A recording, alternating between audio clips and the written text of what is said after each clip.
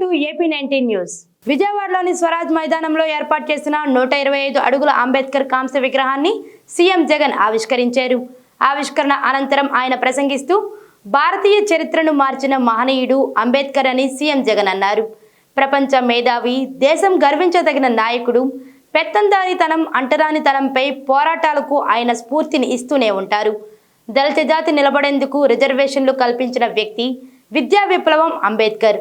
ఇప్పటికీ రూపుమార్చుకుని అంటరానితనం సమాజంలో ఉంది. పేదలు ఇంగ్లీష్ మీడియం స్కూళ్లలో చదవకూడదు అనడమే ఇందుకు ఉదాహరణ.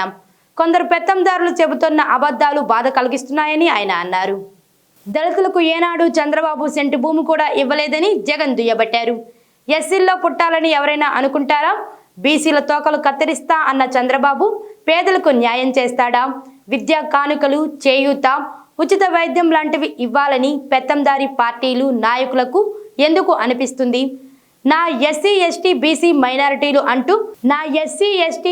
మైనారిటీలు అంటూ పదవుల్లో అగ్రభాగం వారికే ఇచ్చాం. ఇంతటి సామాజిక న్యాయం ఎక్కడైనా చూసారా అని జగన్ ప్రశ్నించారు. విగ్రహావిష్కరణ నేపథ్యంలో విజయవాడకు వేలాదిగా జనం తరలిరావటం, ఆవిష్కరణను ఒక మహోత్సవంలో జరపటం నాకు చాలా ఆనందంగా ఉందని సీఎం జగన్ అన్నారు. ఈ కార్యక్రమంలో వివిధ జిల్లాల నుంచి లక్షలాది మంది వైసీపీ నాయకులు, కార్యకర్తలు, ఎస్సీ ఎస్టీ బీసీ మైనారిటీ నాయకులు పెద్ద సంఖ్యలో పాల్గొన్నారు. డాక్టర్ భీమ్రావ్ అంబేద్కర్ గారి మహావిగ్రహం, స్టాచ్యూ ఆఫ్ సోషల్ జస్టిస్ ఆవిష్కరణ సందర్భంగా ఇవాళ ఇక్కడికి వచ్చిన నా ప్రతి అక్కకు,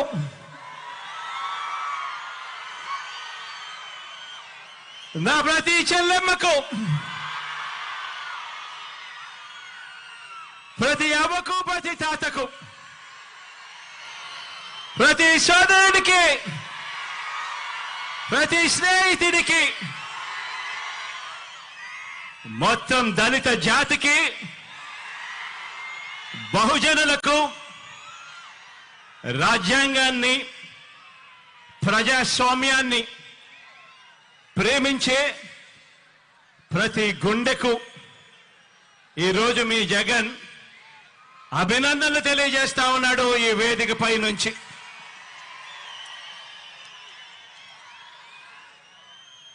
ఈ మహావిగ్రహం, ఇది స్టాచ్యూ ఆఫ్ సోషల్ జస్టిస్ అంటే సామాజిక న్యాయ మహాశిల్పం. ఎప్పుడైనా కూడా ఇటువంటి విగ్రహాన్ని చూసినప్పుడు మామూలుగా అమెరికాలో స్టాచ్యూ ఆఫ్ లిబర్టీ అనే అమెరికాలో మనకు కనిపిస్తూ ఉంటుంది.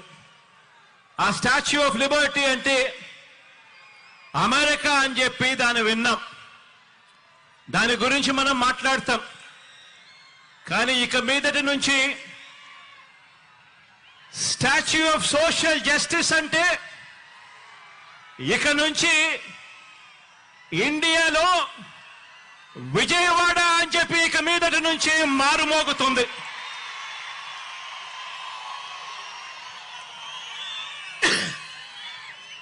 ఈ విగ్రహం మనందరి ప్రభుత్వం ఈ 56 నెలల్లో అడుగడుగునా కూడా అనుసరించిన సామాజిక న్యాయానికి నిలువెత్తు నిదర్శనం ఈ విగ్రహం ఇక్కడే విజయవాడలో ఎప్పుడు కనిపిస్తూ ఉంటుంది. ఆశ్చర్యం ఏమిటో తెలుసా? అంబేద్కర్ గారు జన్మించి 133 సంవత్సరాల తరువాత కూడా, అంబేద్కర్ గారు మరణించిన 68 సంవత్సరాల తరువాత కూడా ఈ విగ్రహాన్ని స్టాచ్యూ ఆఫ్ సోషల్ జస్టిస్ కింద, సామాజిక న్యాయ మహాశిల్పం కింద ఈ రోజుకి కూడా ఏర్పాటు చేసుకుంటా ఉన్నాం. విజయవాడలోని స్వరాజ్ మైదానంలో ఏర్పాటు చేసిన 125 అడుగుల అంబేద్కర్ కాంస్య విగ్రహావిష్కరణ కార్యక్రమానికి వేలాది ప్రజలు హాజరయ్యారు. సామాజిక సమతా సంకల్ప సభ జరుగుతున్న ఇందిరాగాంధీ మున్సిపల్ స్టేడియం అంతా నిండిపోయింది. స్టేడియం బయట కూడా జనసందోహం కనిపిస్తోంది. జై భీమ్ నినాదాలతో ఆ ప్రాంతమంతా హోరెత్తుతోంది. జనసందోహంతో నిండిన బందర్ రోడ్ డ్రోన్ వీడియో చూపరులను ఆకట్టుకుంది. ఈ మధ్య అనేక చోట్ల సామాజిక సాధికార యాత్రలు చేసుకున్నాం. ప్రతి యాత్రలో కూడా మన వర్గానికి, మన కులానికి ఏం మేలు చేశారు, ఏమి మంచి చేశారు ఈ జగన్మోహన్ రెడ్డి గారిని మనం హెచ్చరించుకున్నాం. యోగి వేమన జయంతిని పురస్కరించుకొని గుంటూరు జిల్లా తాడేపల్లిలోని ముఖ్యమంత్రి క్యాంపు కార్యాలయంలో శుక్రవారం వేమన చిత్రపటానికి సీఎం వైఎస్ జగన్మోహన్ రెడ్డి పూలమాలలు వేసి ఘనంగా నివాళులర్పించారు. ఈ సందర్భంగా వేమన సేవలను కొనియాడారు. ఈ కార్యక్రమంలో వైసీపీ పార్టీ జాతీయ ప్రధాన కార్యదర్శి వి విజయసాయిరెడ్డి, ప్రభుత్వ విప్ చెవిరెడ్డి భాస్కర్ రెడ్డి తదితరులు పాల్గొన్నారు.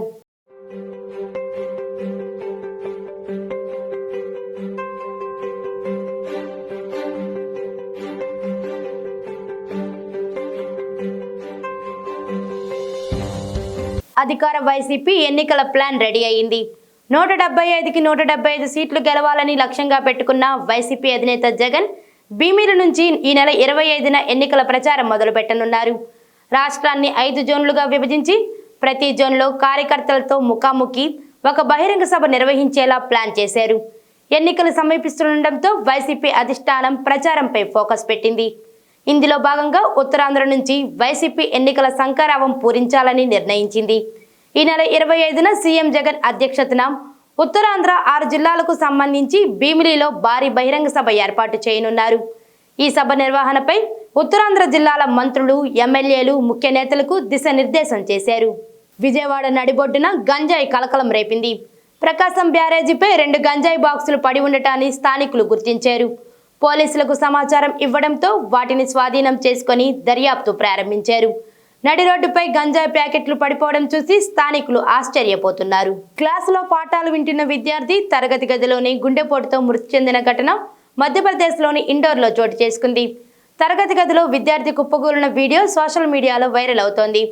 పబ్లిక్ సర్వీస్ కమిషన్ పరీక్షకు సిద్ధమవుతున్న రాజా అనే యువకుడు బవార్కువాలోని కోచింగ్ ఇన్స్టిట్యూట్లో చేరాడు. ఎప్పటిలాగే రాజా కోచింగ్ సెంటర్కి వచ్చి క్లాస్ రూమ్లో కూర్చొని పాఠం వింటున్నాడు. అయితే అకస్మాత్తుగా తరగతి గదిలో స్పృహ తప్పి పడిపోయాడు.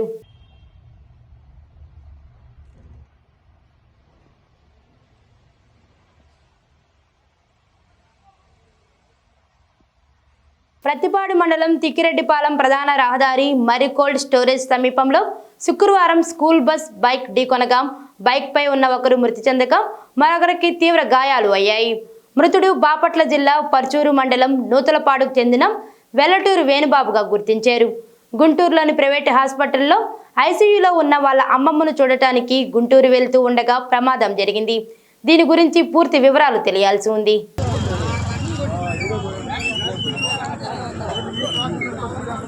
తమిళనాడులో ఓ రైల్వే స్టేషన్లో ప్రయాణికులు నిరసనకు దిగారు. చెన్నై సమీపంలోని మధురాంతకం రైల్వే స్టేషన్లో రైలు ఆలస్యంగా నడవటాన్ని నిరసిస్తూ ప్రయాణికులు నిరసన చేపట్టారు. పట్టాలపైకి వచ్చి ఆందోళన చేశారు. కేవలం తమిళనాడులోనే కాదు, ఈ మధ్య కాలంలో దేశవ్యాప్తంగా రైళ్లు ఆలస్యంగా నడుస్తున్నాయి. పొగమంచు కురుస్తుండటంతో పాటు పలు ప్రాంతాలలో ట్రాకుల విస్తరణ పనులే ఇందుకు కారణంగా తెలుస్తోంది.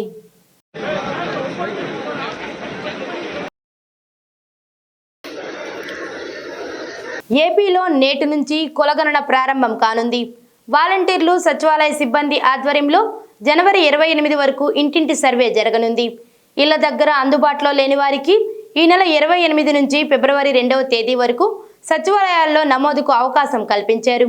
కులగణన కోసం రూపొందించిన యాప్లో వివరాలు నమోదు చేశాక వాలంటీర్లు కుటుంబ సభ్యుల్లో ఒకరి వేలిముద్ర తీసుకుంటారు. 200 ఇళ్లకు ఒక సచివాలయ సిబ్బంది వెరిఫికేషన్ అధికారిగా ఉంటారు. విజయవాడలో అదృశ్యమైన బాలికలు వైజాగ్ దువ్వాడ స్టేషన్ పరిధిలో పోలీసులకు చిక్కారు.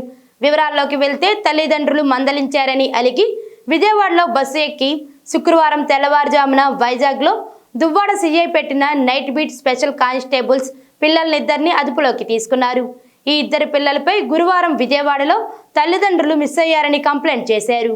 ప్రతిపాడు మండలం తుమ్మలపాలెం గ్రామంలో బుధవారం దారుణ హత్య చోటు చేసుకుంది. వివాహేతర సంబంధం నేపథ్యంలో నాయక్ అనే కరెంట్ లైన్మెన్ ను ఏల్పూరి అర్జున్ రావు నరికి చంపాడు. అర్జున్ రావు భార్యతో నాయక్ వివాహేతర సంబంధం కలిగి ఉండటాన్ని గమనించిన అర్జున్ గొడ్డలతో నరికి చంపేశాడు. దీంతో నాయక్ అక్కడికక్కడే మృతి చెందాడు. ఇద్దరు ఘర్షణ పడిన నేపథ్యంలో అర్జున్కు కూడా తీవ్ర గాయాలు అయ్యాయి. కాగా అర్జున్ భార్య పరారీలో ఉంది.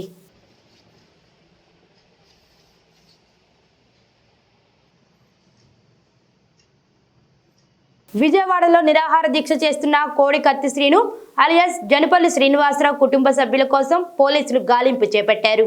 ధర్నా చౌక్లో అనుమతి లభించకపోవడంతో గుర్తు తెలియని స్థలంలో దీక్ష చేస్తున్న శ్రీను తల్లి సావిత్రి, సోదరుడు సుబ్బరాజు ఆచూకీ కోసం పోలీసులు విస్తృతంగా గాలిస్తున్నట్లు సమాచారం వెలువడింది. కోడికత్తి కేసులో సీఎం జగన్ కోర్టుకు హాజరై సాక్ష్యం చెప్పాలనే డిమాండ్తో వీరు దీక్షకు దిగారు. అలాగే కోడికత్తి దాడి కేసులో నిందితుడు శ్రీనివాస్ తరపున వాదిస్తున్న లాయర్ సలీం మిస్సింగ్ కలకలం రేపుతోంది. గురువారం రాత్రి నుంచి ఆయన అదృశ్యం అయ్యారని అతడి భార్య, కొడుకు ఆందోళన చెందుతున్నారు. కేసు తీసుకున్నప్పటి నుంచి పోలీసుల నుంచి బెదిరింపులు వస్తున్నాయని ఆరోపిస్తున్నారు. పోలీసులు తన భర్తను ఏదైనా చేస్తారేమోనని ఆవేదన వ్యక్తం చేశారు. ఢిల్లీలో ఓ ఇంట్లో అగ్ని ప్రమాదం సంభవించింది. ఈ ప్రమాదంలో 6గురు సజీవ దహనమయ్యారు. మరొకరు తీవ్రంగా గాయపడ్డారు. పీతంపురాలోని ఓ అపార్ట్మెంట్లో గురువారం అర్ధరాత్రి ఈ ప్రమాదం చోటు చేసుకుంది. మృతుల్లో 4 మహిళలు, 2 పురుషులు ఉన్నారు. వీరంతా 2 వేర్వేరు కుటుంబాలకు చెందినవారు. ప్రమాద ఘటనపై పోలీసులు దర్యాప్తు ప్రారంభించారు.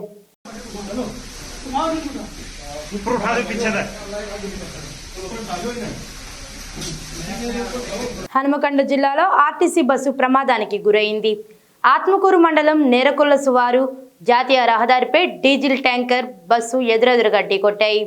ఈ ప్రమాదంలో 2 డ్రైవర్లు, కండక్టర్ సహా 8 మందికి గాయాలు అయ్యాయి. క్షతగాత్రులను వరంగల్ ఎంజీఎంకు తరలించారు. ట్యాంకర్ రోడ్డు ప్రక్కకు దూసుకెళ్లి బోల్తా పడింది. బస్సు ములుగు నుంచి హనుమకొండకు వస్తుండగా యాక్సిడెంట్ అయింది.